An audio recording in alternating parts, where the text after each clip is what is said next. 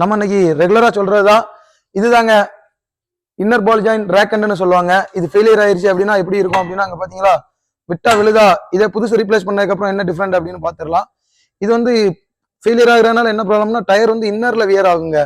இந்த மாதிரி ப்ராப்ளம் பார்த்தோம்னா புதுசு ரீப்ளேஸ் பண்ண என்ன டிஃபரெண்ட் அப்படின்னு பாத்துடலாம். இது போக இது வந்து ட்ராக்னு சொல்லுவோம் இல்லையா, ரெண்டு வீலுக்கும் இடையில இருக்கக்கூடிய அந்த கேப்பு அதை இதுதாங்க ஃபிக்ஸ் பண்ணுது. இது ஃபெயிலியர் ஆகுறதுனால வீலும் வந்து ஸ்ட்ரெயிட் ரோட்ல போகாது, அப்படியே ஆசிலேட் ஆகிட்டே இருக்குங்க.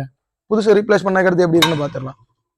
ஃப்ரெண்ட்ஸ் இப்போ வாங்க ரேக் எண்ட், இதாங்க அந்த ரேக் எண்ட் உள்ள இருக்கு இல்லையா, இன்னர் பால் ஜாயின்னு சொல்லுவாங்க. இது ரேக் அண்ட் பினியன் மெக்கானிசம் அப்படின்றதுனால ரேக் எண்ட்னு இதை சொல்றோம். இதுக்கு இங்க மாட்ட போறது தான் டைராய்டு எண்டுங்க. இது இங்க மாட்டுவோம். இங்க பாருங்க இது எப்படி இருக்குது அப்படின்னு புதுசு ஃபிக்ஸ் பண்ணதுக்கு அப்புறம். ஸோ இப்போ இது வீக்கா இருக்கு அப்படின்னா இது இந்த உள்ள வெளியே ஒரு மோஷன் இருக்கும் இல்லையா, ஸோ அதனால வீல் வந்து பாத்தீங்க அப்படின்னீங்கன்னா ஸ்டேபிளா இருக்காதுங்க. வீல்